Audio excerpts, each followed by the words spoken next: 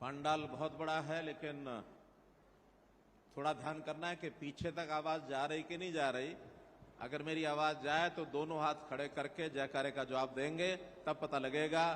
पीछे खास करके 300-400 फुट पीछे, भारत माता की, भारत माता की, भारत माता की। विभाजन विभीषण स्मृति दिवस,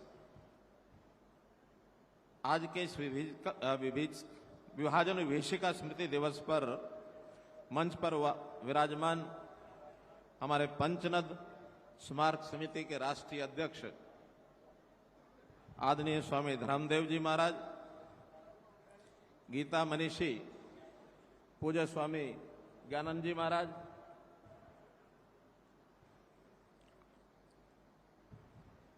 सभी आदरणीय संतजन, उपस्थित सभी सांसदगण, विधायकगण, सभी हमारे श्रेष्ठ सज्जन वृंद, उपस्थित बुजुर्गों, नौजवान साथियों, माताओं बहनों, पत्रकार साथियों, कल तो 15 अगस्त है। अपने देश की स्वतंत्रता के 75 वर्ष पूरे हो जाएंगे। एक खुशी का दिन होगा। लेकिन आज 14 अगस्त, इसके बारे में क्या कहा जाए। कम से कम ये दिन खुशी का तो नहीं हो सकता।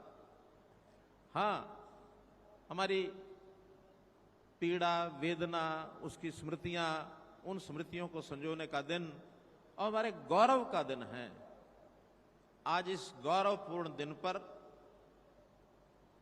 हम एकत्र हुए हैं। पूरे देश में इस देश की जो 1947 में विभाजन हुआ था, विभाजन विभीषिका स्मरण दिवस ये मनाया जा रहा है। हमको पता है कि आज से 75 साल पहले हिंदुस्तान के नक्शे पर एक लकीर खिंच गई थी, और वह लकीर नक्शे पर नहीं खिंची थी, बल्कि गाज गिरी थी हमारे दिलों पर। लकीर खिंची थी हमारे दिलों के अरमानों पर। भूमि का बंटवारा नहीं था, वो हमारी भावनाओं का बंटवारा हुआ था। पंजाब का विभाजन हुआ, बंगाल का विभाजन हुआ, सिंध प्रांत हमसे अलग हो गया। एक देश के दो देश बन गए। वह लकीर लोगों के खून से हिंदुस्तान के बंटवारे के लिए खींची गई थी। भले ही आज हम आजादी का अमृत महोत्सव मना रहे हैं, देश आज हमारा बहुत आगे बढ़ गया है।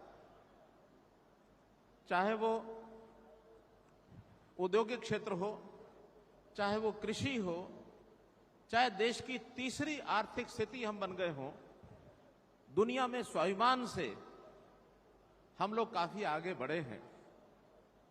लेकिन ये सब आखिर हुआ है तो निश्चित रूप से हजारों लाखों लोगों की, जिन्होंने उसमें कुर्बानियां दी, उनकी कुर्बानी के ऊपर नींव है। देश आजाद होते समय विभाजन हुआ, आजादी लेने की ख्वाहिश थी, सारे देश के लोगों की थी। सैकड़ों साल अंग्रेजों के समय से हमने आजादी के लिए लड़ाइयां लड़ी। कितने ही क्रांतिकारी, कितने हमारे सैनिक, कोई फांसी के फंदे पर झूम गया, कोई लड़ाई लड़ते हुए शहीद हुआ। किसके लिए? आजादी के लिए। लेकिन यह पता नहीं था आजादी से पहले देश का विभाजन हो जाएगा। यानी वो 15 अगस्त का दिन ऐसा था, खास करके ऐसे लोगों के लिए जो विभाजन के बाद अपना अपना क्षेत्र, अपने प्रदेश छोड़ करके, विस्थापित होकर के और हजारों किलोमीटर दूर जाकर के उनको बसना पड़ा, रहना पड़ा, विस्थापित होकर के वहां गए हैं। जब वहां से लोग चले थे तो चलते समय उनको यह नहीं पता था, कहते हैं कुछ यूं बेबसी सी जिंदगी ने देखा था हमें, यूं बेबसी सी जिंदगी ने देखा था हमें, हम सफर पर थे पर मंजिल कहां है पता न था। चल पड़े काफिले में, जाना कहां है पता नहीं। कोई 15 अगस्त को निकला, कोई 16 को निकला, कोई 17 को निकला, और फिर कोई पैदल काफिले में आ रहे हैं, कोई ट्रेन में आ रहे हैं, कोई अपनी बैलगाड़ी लेके चल पड़े हैं। कुछ लोगों ने अपना सामान उठाया, लेकिन पैदल चलते चलते सामान को साथ ला नहीं सकते थे और वहीं पर सामान को फेंकना पड़ गया रास्ते में। बहुत लोग उस संघर्ष में, क्योंकि संघर्ष भी आपस में दो समाज के वर्गों का, क्योंकि ये विभाजन जो हुआ था ये मजहब के आधार पर हो गया, और मजहबी उन्माद, हिंसा, घृणा, नफरत ये जब फैली, उसके ऊपर इस विभाजन में, संघर्ष के अंदर लाखों लोग मारे गए, शहीद हो गए। कुछ लोग शहीद हुए, कुछ लोग जिन्होंने अपनी बहू बेटियों की इज्जत को बचाने के लिए, यहां तक भी है कि हजारों बहन बेटियों को उनकी गर्दन तलवार से अपने हाथों से उतार दी, अपने हाथों से उतार दी। इज्जत को बचाते हुए बहुत सी हमारी बहू बेटियां कुएं में छलांग लगा गई, ढेर के ढेर लग गए। जैसे जलियांवाला बाग का दृश्य, उस अंग्रेजी सेना के जब उन्होंने बर्बरता से गोलियां चलाई थी तो वहां बैठे हुए लोग, कुआं था उसके अंदर छलांग लगा गए, कूद गए। वहां तो शायद जान बचाने के लिए किया, लेकिन यहां इज्जत बचाने के लिए किया। हमारी बहू बेटियों ने छलांग लगा दी कुओं में। तो कितना यह भयानक दृश्य रहा होगा, ये दर्द जिन्होंने सहा, ये चीख पुकार जिन्होंने सुनी, उस दर्द को आज भी, जिनकी आयु आज 75 वर्ष से 80 वर्ष से ऊपर है, उनको दर्द आज भी याद आता है तो वो सताता है। ऐसे बहुत से लोग आज हमने जिनका सम्मानित किया है, जिनको सब लोग तो आना संभव भी नहीं थे, आयु के कारण से आ नहीं पाए, लेकिन आज भी लाखों लोग ऐसे हैं सारे देश में जो उन घटनाओं को याद किए हुए हैं और वो इस रोंगटे खड़े होने वाली घटनाओं को भूल नहीं पा रहे हैं। एक बीच में समय ऐसा था, ऐसा कह सकते हैं कि सन 75 से पहले पहले देश की आजादी को 25 ही साल हुए थे, घटनाएं तरोताजा थी। नानी दादी भी उस समय हमारे ऐसे यानी एक लेवल आयु की थी कि वो भी बहुत बड़ी संख्या में अपने बच्चों को कहानियां सुनाती थी। आज तो उनकी संख्या भी कम हो गई है, और आज शायद समय के हिसाब से हमारे उस नौजवान बच्चे भी उन कथा कहानियों को सुनना भी नहीं चाहते हैं। लेकिन वो एक समय था, मुझे याद है जब मैं स्कूल में पढ़ता था, कॉलेज में पढ़ता था, तो हमारी दादी हमको सारी कहानियां सुनाती थी कि बेटा किस प्रकार से हम लोग वहां चले, कैसे मेरे पिताजी और मेरे ताया जी दोनों की उस समय शादी नहीं हुई थी, बहुत नौजवान अवस्था में थे, पूरा परिवार आ गया, पीछे पीछे वो अकेले रह गए। तो वो क्योंकि वो सब मार काट मची हुई थी, उनको भी भेष बदल करके आना पड़ा। जैसे अभी हमारे एक मित्र ने जो वीडियो आपने देखा है, कितनी कहानियां हमने देखी हैं, सबकी पीड़ाएं आज बोल रही हैं, सिर उठता शरीर। तो इस नाते से वो कहानियां जब वो सुनाती थी, और मैं समझता हूं कि उन कहानियों के कारण से ही मेरे जीवन में कम से कम अगर बदलाव आया है तो उन कहानियों के कारण से आया है मित्रों, उन कहानियों के कारण से आया। हमको नहीं पता होता था देश क्या है, समाज क्या है, धर्म क्या है, लेकिन वो कहानियां सुन सुन करके देश, समाज, विभाजन क्या है, धर्म क्या है, ये सारी बातें तब जाके समझ में आई। और एक समय ऐसा आ गया, एक अच्छी संस्था के साथ मेरी संगत हुई और मन में विचार किया कि मुझे देश और समाज के लिए ही करना, परिवार के लिए कुछ नहीं करना है। ये संकल्प उस कारण से ही लेना पड़ा। तो मित्रों, भाई बहनों, जब लोग वहां से चले हैं तो ऐसा नहीं कि बना बनाए उनको कहीं घर मिल गए होंगे। रास्ते में कैंपों में रहना पड़ा।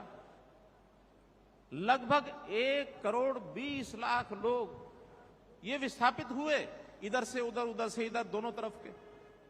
उसमें यहां से पाकिस्तान जाने वाले लोग भी थे, यहां से पूर्वी बंगाल जाने वाले लोग भी थे, सिंध जाने वाले लोग भी थे, और सिंध से, पश्चिमी पंजाब से, पूर्वी बंगाल से आने वाले लोग इधर भारत में आए, वो लोग भी थे। कितने लोग शहीद हुए, संख्या कोई ठीक से हिसाब किताब नहीं है। जो थोड़ा सा कंजर्वेटिव हैं वो 2-3 लाख बताते हैं। जिनका अनुमान, क्योंकि जिन्होंने उस समय सारा ये विभत्स दृश्य देखा, वो 10 लाख, 12 लाख, 15 लाख भी बताते हैं। लेकिन लाखों थे, लाखों की संख्या में लोग शहीद होना, और इस प्रकार से देश के इस विभाजन के ऊपर ये जो विषय आगे बढ़ता है, तो हम देखते हैं ये जो शहीद थे, अगर ये कहा जाए कि देश की आजादी की ये अंतिम शहादत थी, तो कोई दो राय नहीं है, अतिशयोक्ति नहीं है। क्योंकि यही लाखों की शहादत देश की आजादी के लिए ये शहादत देनी पड़ी। और उनको ना, क्योंकि देश प्यार था, आखिर अपनी जान बचानी होती तो कोई जरूरत नहीं थी घर छोड़ने के, वहीं रह सकते थे। लेकिन जान बचती यदि हम अपना सब कुछ खो देते, अर्थात अपने संस्कृति, अपना विचार, अपना धर्म यदि खोने के लिए तैयार हो जाते, तो फिर जिंदगी रह सकती थी। लेकिन एक तरफ देश है, स्वदेश का प्यार है, अपना धर्म, अपनी संस्कृति है, उसको बचाना है, जान बचे ना बचे। लेकिन अपने समाज ने ये दूसरा वाला काम ये चुना कि जान जाए भले जाए, वीर हकीकत की राह पर हम लोग चले कि मुझे अपना धर्म बचा के रखना है। और तब जाकर के वहां से विस्थापित होके आए। ठीक कहा है एक शायर ने, मैथिली शरण गुप्त, वो क्या कहते हैं? वो कहते हैं, जो भरा नहीं है भावों से बहती जिसमें रसधार नहीं, जो भरा नहीं है भावों से बहती जिसमें रसधार नहीं, वह हृदय नहीं है, पत्थर है जिसमें स्वदेश का प्यार नहीं। तो ये स्वदेश का प्यार ये हमको खींच कर लेकर के आए नंगे, यानी एक प्रकार से बिल्कुल रोटियों के लाले पड़े हुए थे। तन पर कपड़ा नहीं था, बल्कि चीथड़े थे, फटे हुए कपड़े, सिर पर छत नहीं थी। लेकिन आने के बाद भी किसी के आगे हाथ नहीं फैलाया। अपनी मेहनत, परिश्रम, अपना कौशल दिखा करके, और सब अपने पैरों पर खड़े हुए। केवल पैरों पर खड़े नहीं हुए, बल्कि पुरुषार्थ करके आज देश की आर्थिक स्थिति में, देश की तरक्की में, उन्नति में ये समाज, ये पुरुषार्थी समाज, कितने ही इन्होंने अपने, यानी एक प्रकार से मील के पत्थर बने ये, और कितने ही रिकॉर्ड बनाए हैं, कितने ही रिकॉर्ड बनाए हैं। इस समाज को पुरुषार्थी समाज का, ठीक पूर्व वक्ताओं ने जो कहा है, ये पुरुषार्थ करने वाला समाज। एक घटना आपको बताता हूं। देश आजाद हो गया था। आजाद होने के बाद संविधान में आरक्षण की व्यवस्था की गई। कुछ लोगों ने चर्चा चलाई, ये जो समाज विस्थापित होकर के आया है, आरक्षण का लाभ इनको देना चाहिए। लेकिन मैं नतमस्तक हूं अपने पूर्वजों के, धन्य वो पूर्वज जिन्होंने कहा कि नहीं, हम आरक्षण नहीं लेंगे, हम आरक्षण नहीं लेंगे। अगर आरक्षण ले लिया तो हमारा जो इनिशिएटिव है, हमारा जो काम करने के लिए जो पुरुषार्थ है, वो सो जाएगा, और शायद हम आलसी हो जाएंगे, आगे बढ़ने का रास्ता बंद हो जाएगा। धन्य है वो लोग। जब वहां से आए तो अपमान भी सहना पड़ा, अपमान के घूंट। छोटे थे तब कुछ लोग दूर से पुकारा करते थे, ओ शरणार्थी के, ओ शरणार्थी के। यानी शरणागत जो आता है उसको शरणार्थी कहते हैं। लेकिन मैं आज इस मंच से घोषणा करता हूं, ये समाज शरणार्थी नहीं था, ना था ना है। ये समाज विस्थापित जरूर है, किसी आगे आगे हाथ नहीं फैला। अपनी मेहनत, हमारे दादाजी की एक घटना उस समय बताता हूं। मैं छोटा था तो उन्होंने एक दुकान बनाई थी और उस दुकान में हर तरह का सामान, किराने का, सब्जी का, कपड़े का, पहले गांव में ऐसी दुकानें होती थी, सब कुछ रख लेते थे। तो मैं छोटा ही था, एक दिन अंदर दुकान में गया तो रास्ते में प्याज और आलू, वो थोड़ा ऐसा लगा कि जैसे बिल्कुल रास्ते में है, उसको जरा साइड में करना चाहिए। मैंने पैर से वो आलू और प्याज जरा साइड में कर दिए। मेरे दादाजी ने उठ के एक थप्पड़ मारा मुझे। मैंने क्यों, क्या हो गया? कहने लगे, जब हम यहां आए थे, आते ही पहले मजदूरी की और कुछ पैसे बचा करके बाद में उन पैसों से पास के कस्बे से प्याज और आलू लेके आए थे और प्याज आलू बेच करके और हमने अपनी आजीविका कमाई। ये प्याज और आलू की करामात है कि आज इतने ऊंचे हम उठ गए हैं। इसलिए इस प्याज और आलू का अपमान मत करना।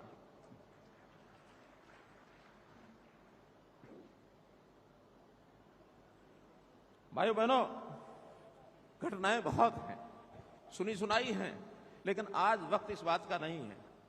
आज वक्त इस बात को याद करने का है कि इस देश में पिछले 70 सालों से 67 सालों में बहुत से प्रधानमंत्री आए।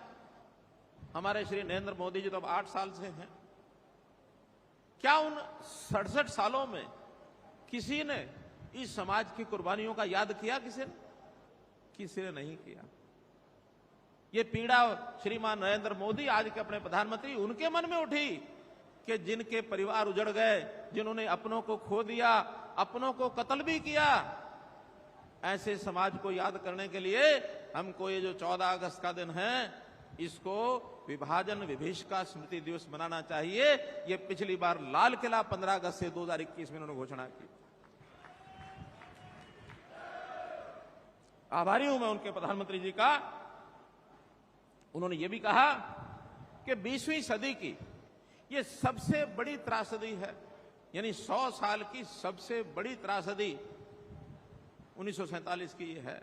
दुनिया की सब त्रासदियों को मिला करके इतनी बड़ी संख्या में इतना बड़ा विस्थापन, इतनी बड़ी शहादतें, ये दुनिया के किसी देश में ये नहीं हुई है। विभाजन तो और देशों के भी हुए हैं, लेकिन इस भारत पाकिस्तान के विभाजन पर ये सबसे बड़ी त्रासदी है।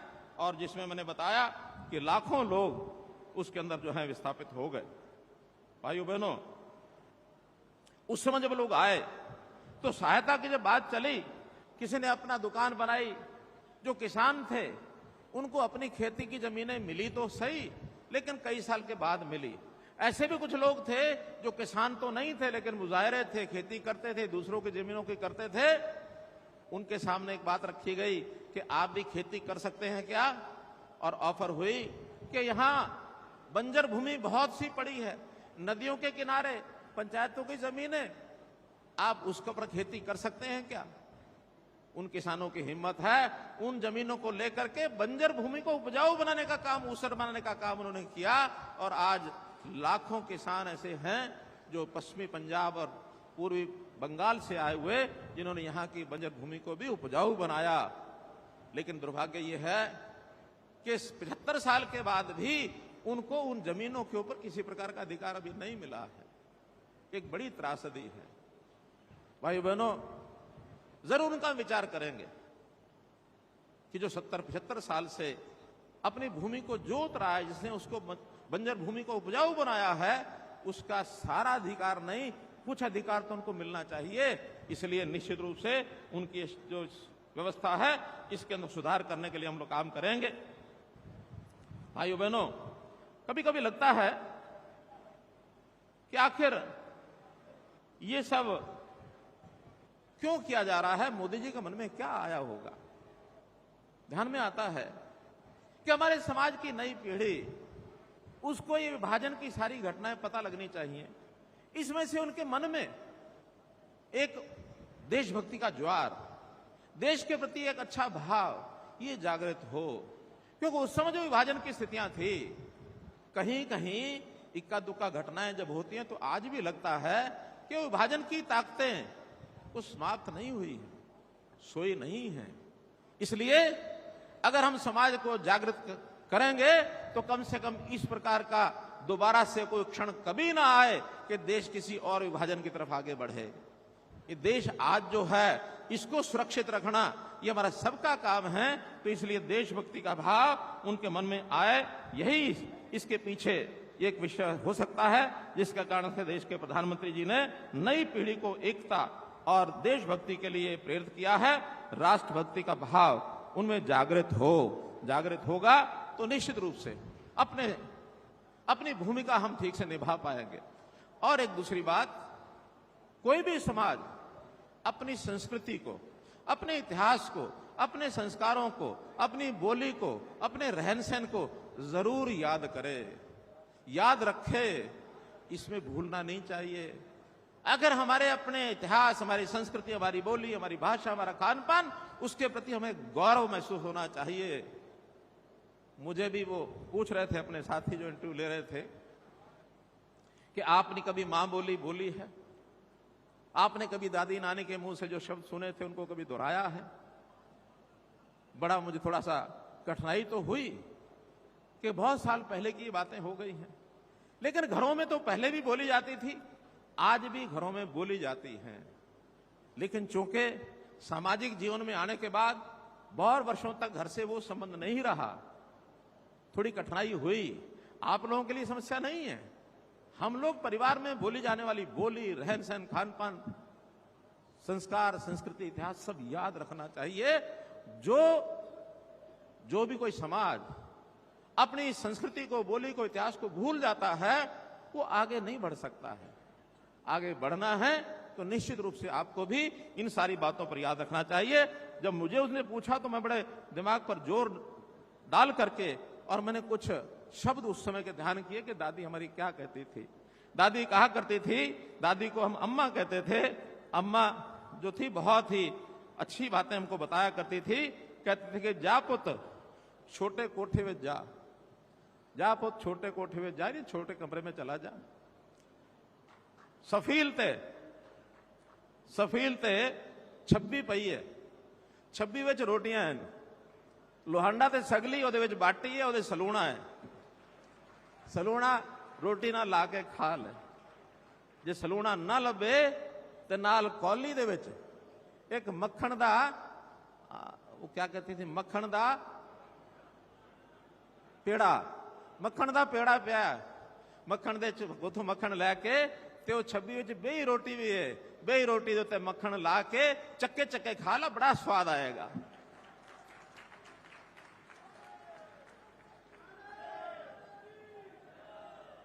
पचास साल के बाद मैं बोल रहा हूं ये, लेकिन आज भी आनंद आता है उस भाषा में कितना प्यार और प्रेम था दादी की बात में।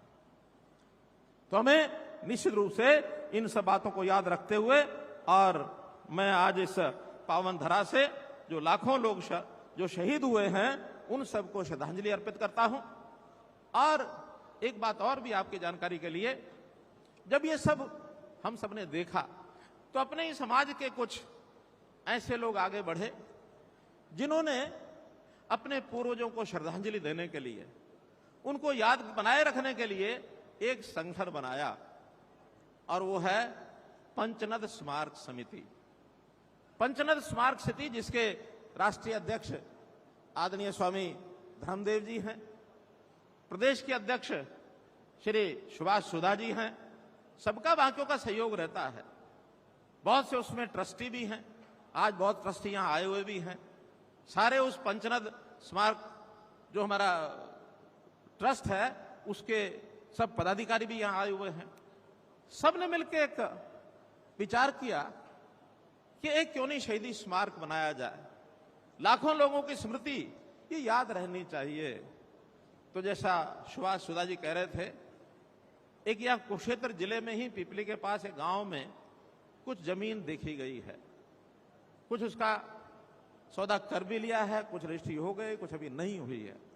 तो ऐसा लगभग 20-25 एकड़ जमीन लेकर के और वो जो शहीदी स्मारक बनाया जाएगा और ये जो हमारा पंचनद स्मारक ट्रस्ट है, पंचनद स्मारक ट्रस्ट के द्वारा उसको संचालित किया जाएगा। विचार ये भी चल रहा है कि उसमें सरकार के प्रतिनिधि भी कुछ हो जाए ताकि अर्ध सरकारी वो ट्रस्ट बने। मैं निवेदन करूंगा स्वामी धर्मदेव जी से, सुभाष सुधा जी से कि उस ट्रस्ट की गतिविधियां, शहीदी स्मारक वाली गतिविधियां जल्दी से शुरू करें, और जल्दी से शुरू होगी तो ये बहुत बड़ा समाज है, बड़ा संपन्न समाज है। इस समाज के आगे कोई कमी नहीं है, जितना पैसा चाहेंगे उतना इकट्ठा हो जाएगा। स्मारक ट्रस्ट के लोग जितना करें, बाकी कोई कमी रहेगी मेरे जिम्मे लगा दें। मेरे बहुत संबंध बन गए हैं, ऐसे सब लोगों को कहने का काम मेरा है जो उनको करोड़ों रुपए का योगदान वो दिलवाएंगे। तो एक अच्छा बड़ा शहीदी स्मारक, क्योंकि राष्ट्रीय स्तर पर उसकी एक पहचान बननी चाहिए।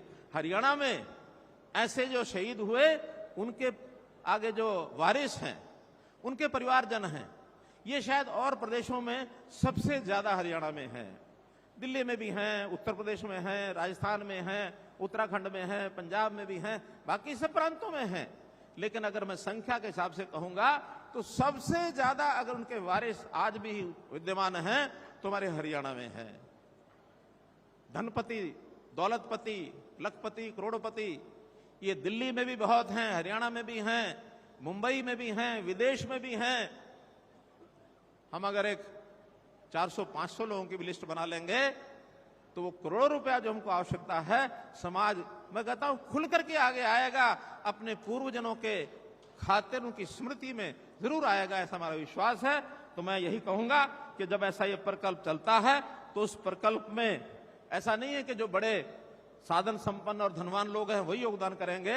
समाज का हर परिवार, हर सदस्य उसमें चाहे छोटा योगदान है, बड़ा योगदान है, सबको करना है। तब लगेगा कि ये हमारे समाज द्वारा बनाया गया एक ट्रस्ट है और इसका शहीदी स्मारक है। मैं अपने पूर्वजों के लिए उनकी याद में ये सब कर रहा हूं। तो योगदान की सीमा नहीं होती, 1 रुपए से लेकर और असंख्य तक जितना भी योगदान कोई करेगा सबको उसके अंदर एक प्रकार से मान्यता दी जाएगी, उनको स्मरण किया जाएगा। इसलिए आप सब लोग स्मारक ट्रस्ट में जल्दी से जल्दी इसको हम बनवाएं, ऐसा मैं निवेदन अपने जो पंचनद स्मारक ट्रस्ट के जितने बंधु हैं उनको सबको करता हूं। और हाँ, एक जानकारी और भी आपको देता हूं, उस ट्रस्ट का मैं भी एक सदस्य हूं, मुझे भी सदस्य बनाया गया था, इसलिए मैं भी अपनी ओर से जो उसमें करना होगा बहुत करूंगा। बहुत बहुत धन्यवाद, बहुत बहुत आभार।